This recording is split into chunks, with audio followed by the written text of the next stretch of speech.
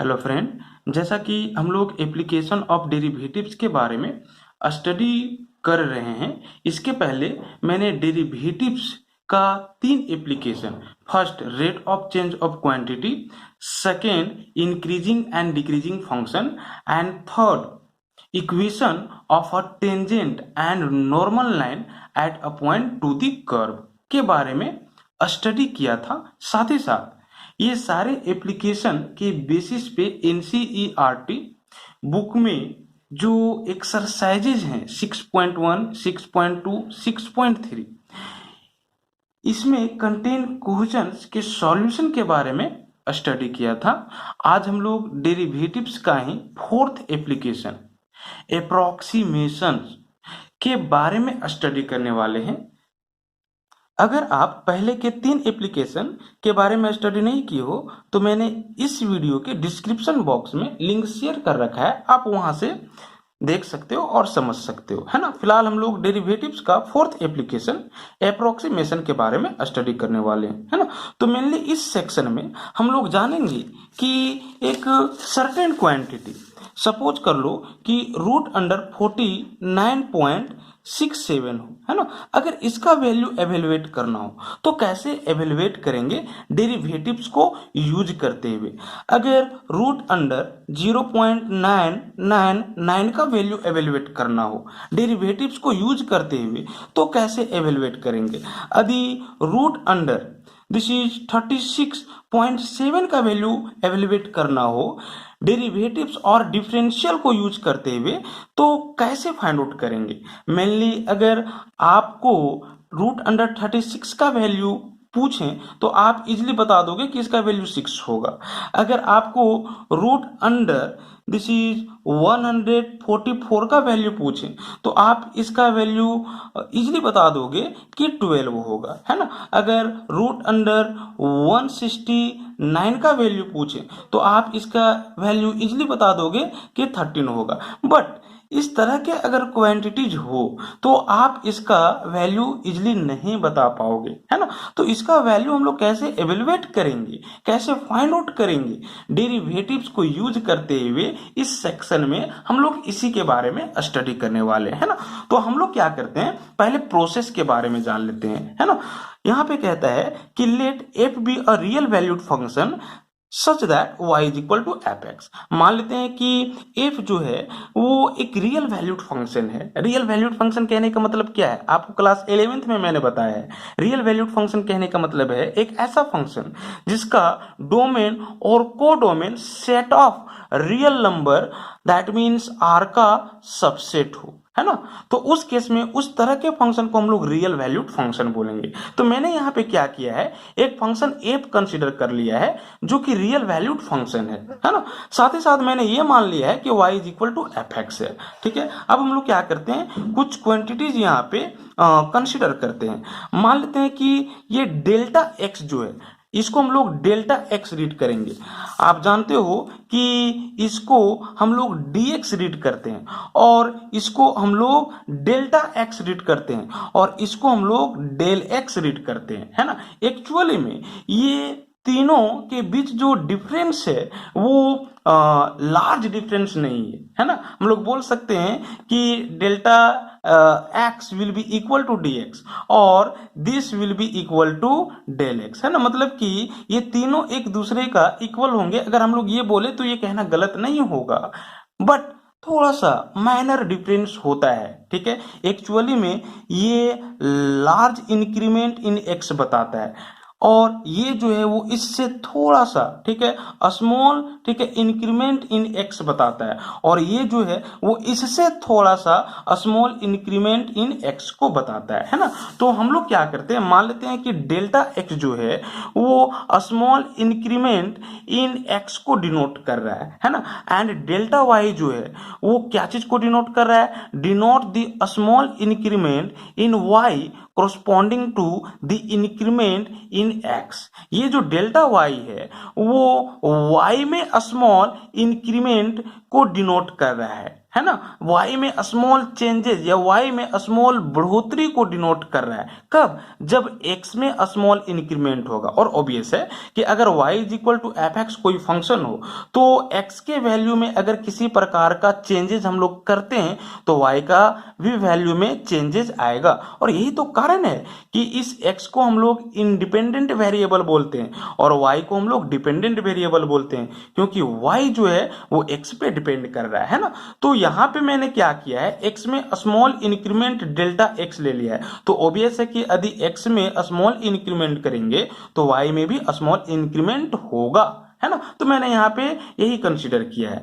और आप बता सकते हो कि ये डेल्टा y का वैल्यू कैसे आएगा। तो डेल्टा y का जो वैल्यू आएगा वो this is f of x plus delta x minus f of x से आएगा, है ना। दैट मीन्स ये जो है ये क्या चीज को बता रहा है, तो फंक्शन का वैल्यू जब x में स्मॉल इंक्रीमेंट होगा, है ना, x में स्मॉल इंक्रीमेंट करते हुए फंक्शन एफ एक्स का वैल्यू क्या होगा। दैट मीन्स अगर x में डेल्टा x स्मॉल इंक्रीमेंट हुआ है तो F of x plus delta x, है ना, में हम लोग क्या कर देंगे, जो दिया हुआ है, ठीक है, उसको सब्ट्रैक्ट कर देंगे। दैट मीन्स ये फाइनल होगा और ये इनिशियल होगा। तो फाइनल माइनस इनिशियल ही ये y में चेंज को बताएगा, है ना। अब यहाँ पे हम लोग क्या करते हैं, कुछ टर्म को डिफाइन करते हैं, है ना। यहाँ पे आप देख सकते हो, कहता है कि the differential of x denoted by dx, ठीक है। ऑब्वियस है, आप पहले से इसके बारे में जान रहे हो कि x का जो डिफरेंशियल होता है उसको हम लोग dx से डिनोट करते हैं, है ना। और इसको हम लोग डिफाइंड कर रहे हैं या करते हैं by dx is equal to delta x. मैंने अभी बताया था कि ये जो डेल्टा एक्स है और ये जो dx है, ठीक है, ये दोनों के बीच एकदम माइनर सा डिफरेंस है ना। दैट मीन्स हम लोग कह सकते हैं कि ये दोनों अप्रोक्सीमेटली इक्वल होगा, है ना। तो यहाँ पे हम लोग क्या करते हैं, x का डिफरेंशियल dx ले लेते हैं और ये किस तरह से डिफाइंड हुआ है, तो dx is equal to delta x, है ना। दैट मीन जो dx का वैल्यू होगा वही किसका वैल्यू होगा, डेल्टा x का वैल्यू होगा। यहाँ पे हम लोग ये डिफाइन कर लिए, है ना। साथ ही साथ differential of y denoted by dy, है ना। अगर x के डिफरेंशियल को dx से डिनोट करेंगे तो y का डिफरेंशियल dy से, z का डिफरेंशियल dz से, है ना।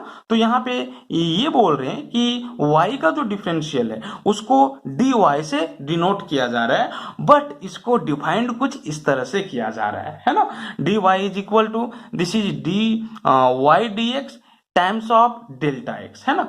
आप इसको इस तरह से भी लिख सकते हो, this is dy is equal to f dash x into dx, है ना। क्यों? क्योंकि डेल्टा एक्स इक्वल है dx का, है ना। तो मैंने डेल्टा x की जगह पे dx पुट कर दिया और dy dx that means differentiation of y with respect to x, है ना। y इज इक्वल टू क्या था, आप देख रहे हो यहाँ पे y is equal to f x था, है ना। तो इसका डिफरेंशिएशन क्या हो जाएगा, एफ डैश एक्स। तो मैंने इसकी जगह पे एफ डैश एक्स ले लिया, है ना। आप यहाँ पे देख सकते हो dy का वैल्यू क्या है, this is dy dx into delta x. और ये एक वैलिड रिलेशन है, क्यों? क्योंकि ये dx और डेल्टा एक्स कैंसिल हो जाएगा, क्योंकि ये दोनों तो इक्वल ही है ना, तो ये दोनों कैंसिल हो जाएगा। That means dy is equal to dy आएगा। तो हम लोग dy को इस फॉर्म में राइट डाउन कर सकते हैं, है ना। Rate of change of y with respect to x times of this is a small increment of x, है ना। तो आप इसको एज ए फॉर्मूला रिमेंबर रखोगे, है ना, कि dy को हम लोग ये राइट डाउन कर सकते हैं, है ना। अब यहाँ पे कुछ नोट में हमने बताया है, आप इसको ध्यान से देखोगे। कहता है कि dx is equal to delta x is relatively small when compared with x, ठीक है। कहता है कि ये dx और डेल्टा x जो कि एक दूसरे का इक्वल है वो एक्चुअली में स्मॉल ही होगा जब इसको x के साथ कंपेयर किया जाएगा। और ऑब्वियस है, मैंने अभी बताया था कि ये dx और डेल्टा x जो है वो क्या है, तो स्मॉल इंक्रीमेंट इन x है ना। और ये दोनों क्या होगा, तो इक्वल होगा। अब आप इसी तरह से यहाँ पे देखो dy is good approximation of delta y, है ना। डी वाई जो है वो डेल्टा वाई का एक गुड अप्रोक्सीमेशन है, मतलब कि डेल्टा वाई का अगर कुछ वैल्यू आया है तो उसी को अप्रोक्सीमेट करते हुए डी वाई कंसिडर कर लिया गया है ना। और इसको हम लोग इस तरह से राइट डाउन करेंगे, d y will be equivalent to delta y, है ना, या d y will be approximately equal to delta y, है ना। बट एग्जैक्ट हम लोग इक्वल नहीं बोल सकते, यहां पर भी थोड़ा सा माइनर डिफरेंस ये दोनों के बीच आएगा, है ना। बट यहां पे हम लोग क्या किए हैं, इक्वल ले लिए हैं कि dx जो होगा वो डेल्टा x का इक्वल होगा, है ना। और इसको आप ज्योमेट्रिकली समझ सकते हो, है ना। आप यहां पे देखो, geometrical meaning of delta x delta y dx and dy, है ना। Delta x delta y dx और dy का ज्योमेट्रिकल मीनिंग क्या है आप यहां से समझो। हमने क्या किया है, एक कर्व ड्रॉ किया है ना, y is equal to f x इस कार्टेशियन सिस्टम में, है ना। उसके बाद मैंने क्या किया है, एक आर्बिट्ररी पॉइंट एक्स वाई इस कर्व पे कंसीडर कर लिया है ना। और इसी पॉइंट पे मैंने टेंजेंट लाइन ड्रॉ कर दिया है, आप यहाँ पे देख सकते हो, है ना। अब हम क्या कर रहे हैं, तो x और y में स्मॉल इंक्रीमेंट कर रहे हैं, x और y में बहुत ही छोटा क्वांटिटी को बढ़ा रहे हैं। दैट मीन्स हो सकता है कि इसमें बहुत ही छोटा बहुत ही छोटा बहुत ही छोटा क्या किया जाए, वैल्यू ऐड किया जाए। इसी तरह से इसमें भी बहुत ही छोटा वैल्यू क्या किया जाए, ऐड किया जाए। तो इसका जो पोजीशन होगा एकदम इसके करीब होगा, है ना। दैट मीन्स स्मॉल इंक्रीमेंट करने के बाद, बट ग्राफ जो है वो क्लियर वे में बने, हमने क्या किया है, थोड़ा लार्ज गैपिंग ले लिया है ना, P और Q के बीच। बट P और Q के बीच एक्चुअली में लार्ज गैपिंग नहीं होगा, क्योंकि x और y में स्मॉल इंक्रीमेंट किया गया है डेल्टा x और डेल्टा y के रूप में, है ना। तो फिगर में किसी प्रकार का प्रॉब्लम नहीं हो समझने में, इसलिए मैंने गैपिंग जो है वो थोड़ा बढ़ा करके ले लिया है ना। तो स्मॉल इंक्रीमेंट करने पे x और y में सपोज कर लेते हैं कि P का जो पोजीशन है वो Q है और वो क्या है, तो this is x plus delta x and this is y plus delta y, है ना। अब यहाँ पे आप देख सकते हो कि यदि इसका कोऑर्डिनेट एक्स वाई है तो ऑब्वियस है कि ये x यूनिट होगा और ये y यूनिट होगा, है ना। और अगर इसका कोऑर्डिनेट अगर x plus delta x y plus delta y है तो ऑब्वियस है कि ये जो होगा वो y प्लस डेल्टा वाई होगा और ये जो पूरा होगा x प्लस डेल्टा एक्स होगा, है ना। हमने क्या किया है, P से एक परपेंडिकुलर लाइन सपोज कर लो कि PM ड्रॉ किया है इस लाइन पे, है ना। आप यहाँ पे देख सकते हो ये लाइन जो है वो इस पे परपेंडिकुलर है। तो उस केस में आप देख सकते हो कि यहां से लेकर के यहां तक का वैल्यू क्या होगा, तो y होगा। दैट मीन्स जो ये वैल्यू होगा, है ना। और यहां से लेकर के यहां तक का वैल्यू क्या होगा आप बता सकते हो, ये जो पूरा है वो x प्लस डेल्टा एक्स है और ये जो पूरा है वो x है। तो ये क्या होगा, तो पूरा में ठीक है इसको सब्ट्रैक्ट कर देंगे। That means x plus delta x में x को घटा देंगे तो क्या आएगा, डेल्टा एक्स। अगर ये डेल्टा एक्स है तो ऑब्वियस है ये भी डेल्टा एक्स ही होगा, है ना। आप यहाँ पे समझ सकते हो, ठीक है। अब यहाँ पे देखो, अगर ये y है तो ऑब्वियस है कि डेल्टा y ये होगा, है ना, क्योंकि y plus delta y this is ये पूरा क्या हो जाएगा, y डेल्टा y यूनिट, है ना। अब यहां पे देखो मैंने क्या किया है, तो एक पॉइंट ले लिया है ना, ये पॉइंट, और मालूम है इस पॉइंट का कोऑर्डिनेट क्या होगा, दैट मीन्स टेंजेंट लाइन, इस कर्व का टेंजेंट लाइन और इस लाइन के बीच जो इंटरसेक्टिंग पॉइंट है उसका कोऑर्डिनेट क्या होगा, तो यही x plus d x and this is y plus d y होगा। और आप देख सकते हो कि ये और ये जो पॉइंट है वो बहुत ही करीब का पॉइंट है। एक्चुअली में हम इसी को ठीक है थोड़ा लार्ज गैपिंग में लिया था तो यहाँ पर भी लार्ज गैपिंग के फॉर्म में ही आया है। एक्चुअली में ये जो पॉइंट है वो एकदम इसके करीब होगा, है ना। अगर इसको आप यहाँ पे लेते हो तो आप देख सकते हो कितना करीब चला जाएगा ये पॉइंट, है ना। और यही जो है वो क्या है, तो x plus d x and this is y plus d y. और आप यहाँ पे देख सकते हो कि यदि ये x प्लस डी एक्स और y प्लस डी वाई होगा तो उस केस में आप बता सकते हो कि डी वाई का वैल्यू क्या होगा, तो डी वाई का वैल्यू यहां से लेकर के यहां तक का वैल्यू होगा, है ना। और डी एक्स का वैल्यू क्या होगा, तो फिर यही होगा, है ना। That means dx is equal to what, delta x. Delta x का भी वैल्यू यही था, है ना, आप देख सकते हो डेल्टा एक्स का भी वैल्यू यही था और dx का भी वैल्यू यही है, तो dx is equal to delta x हो गया। बट dy का वैल्यू ये है और डेल्टा y का वैल्यू पूरा ये है, ये दोनों इक्वल नहीं है ना। Delta y is not equal to this is dy, but dx is equal to this is delta x, है ना। आप इसको समझ सकते हो। कहने का मतलब है इंडिपेंडेंट वेरिएबल में जो स्मॉल इंक्रीमेंट हुआ है, ठीक है, वो क्या है, तो इक्वल है, बट डिपेंडेंट वेरिएबल में जो स्मॉल इंक्रीमेंट हुआ है, ठीक है, वो dy का इक्वल नहीं है और यहाँ पे dx का ये इक्वल है ना। यही मैं समझाना चाह रहा था और यहाँ पे थर्ड नंबर में जो मैंने नोट करके लिखा है वो यही लिखा हुआ है ना। आप इसको रीड कर सकते हो केयरफुली। अब जरा देखो, बाय प्रोसेसिंग हम लोग इसका वैल्यू कैसे एवेल्युएट करेंगे। रूट अंडर 49.5 का वैल्यू क्या करना है, एवेल्युएट करना है ना। अगर रूट अंडर 49 का वैल्यू फाइंड आउट करने के लिए थे, रूट अंडर 49 का वैल्यू फाइंड आउट करने के लिए थे तो कोई प्रॉब्लम नहीं होगा, आप डायरेक्ट 7 लिख दोगे, है ना। बट यहाँ पे 0.5 में तो इसका वैल्यू फाइंड आउट करना थोड़ा टफ हो जाएगा, तो हम लोग डेरिवेटिव्स को यूज करते हुए इसका वैल्यू एवेल्युएट करेंगे, है ना। तो इसके लिए हम लोग क्या करते हैं, एक फंक्शन कंसिडर कर लेते हैं, कंसिडर अ फंक्शन। और वो फंक्शन हम लोग किसको मानेंगे, बता सकते हो किस तरह का फंक्शन मानेंगे। तो यहाँ पे जिस फॉर्म में दिया हुआ रहेगा, यहाँ पे एक स्क्वायर रूट, ठीक है, के फॉर्म में, तो हम फंक्शन स्क्वायर रूट के फॉर्म में कंसिडर करेंगे, है ना। तो मान लेते हैं कि y is equal to f x is equal to क्या है, दिस इज रूट एक्स है।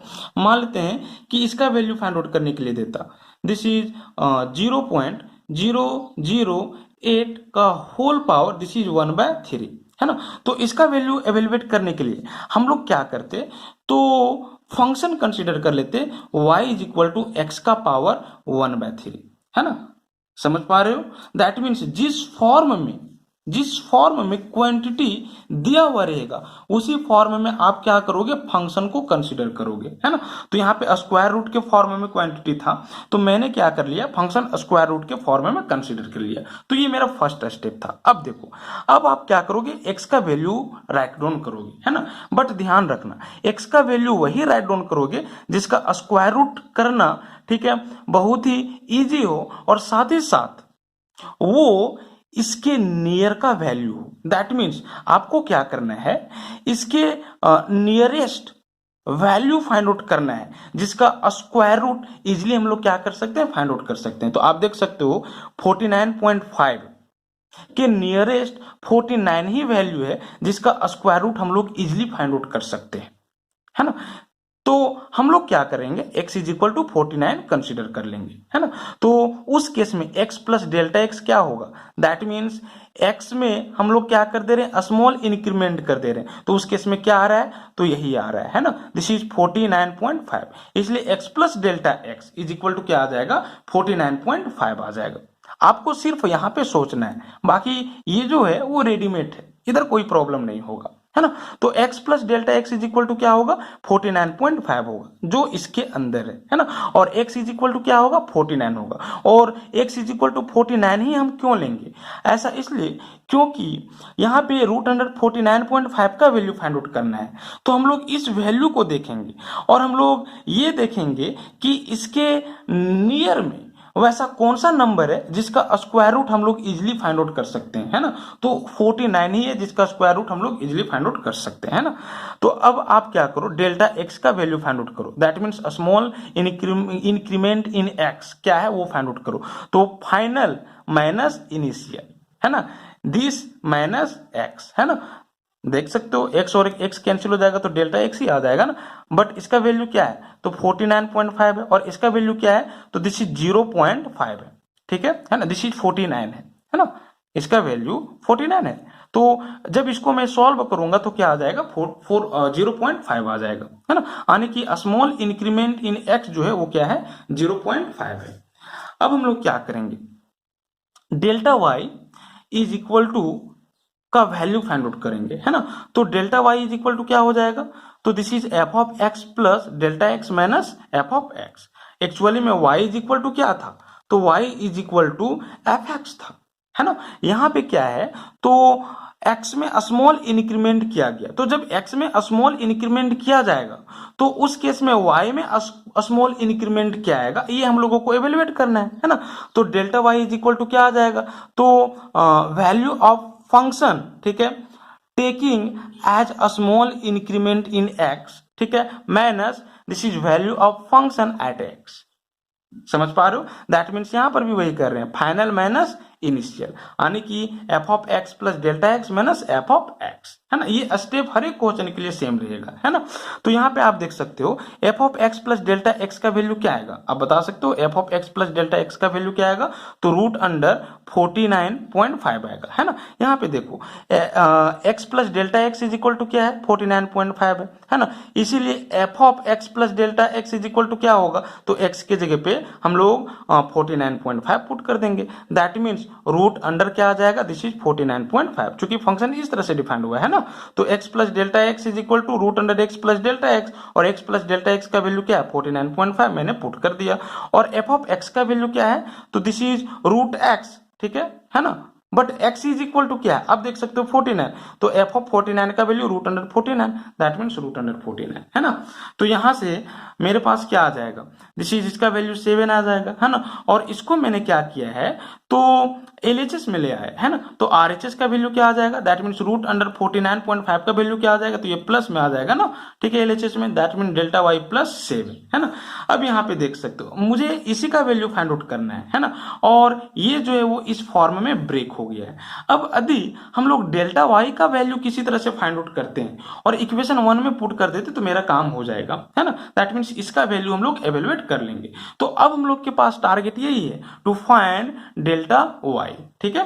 तो हम लोग जानते हैं कि डेल्टा dy जो है वो अप्रोक्सीमेटली डेल्टा y का इक्वल है ना, और इसका वैल्यू कैसे मिलता है, तो this is dy is equal to dy dx into delta x, है ना। आप इसी को क्या बोल सकते हो, दिस इज डेल्टा y बोल सकते हो, है ना। एक्चुअली में अप्रोक्सीमेटली ये दोनों क्या है, इक्वल ही है ना। तो delta y that means dy हम लोग लेकर के चलेंगे, ठीक है, इक्वल, है ना। और इसका वैल्यू कैसे आता है, तो dy is equal to dy dx times of delta x, है ना। अब यहाँ पे देखो dy dx का वैल्यू क्या होगा, आप देख रहे हो कि y is equal to root under x है, तो dy dx is equal to क्या आ जाएगा, इसका डेरिवेटिव कर दो, डिफरेंशिएशन कर दो, तो 1 बाय रूट अंडर x, है ना, that means 1 by this is 2 root under x, है ना। और डेल्टा x का वैल्यू क्या है, आप यहाँ पे देख सकते हो डेल्टा x का वैल्यू क्या, मैंने इवेलुएट किया 0.5, मैंने डेल्टा x की जगह पे 0.5 पुट कर दिया, है ना। अब x का वैल्यू क्या था, तो आप देख सकते हो कि 49 है, मैंने x की जगह पे 49 पुट कर दिया और सॉल्व कर दिया, तो आप देख सकते हो कितना आएगा, 0.035 आएगा, है ना। अब इसीलिए इक्वेशन 1 से इसका वैल्यू क्या आ जाएगा, तो डेल्टा y का वैल्यू निकल गया ना 0.035, that mean 0.035 plus this is 7, इसको आप सॉल्व करो तो क्या आ जाएगा 7.035, ठीक है, that will be final answer, that means इसका जो वैल्यू होगा वो ये होगा, है ना। तो मुझे विश्वास है कि आपको समझ में आया होगा। नेक्स्ट वीडियो में हम लोग क्या करेंगे, एक्सरसाइज 6.4 NCERT बुक के एक्सरसाइज 6.4 में कंटेन हर एक क्वेश्चन के सॉल्यूशन के बारे में डिस्कशन करेंगे, है ना। आज इतना ही, थैंक यू।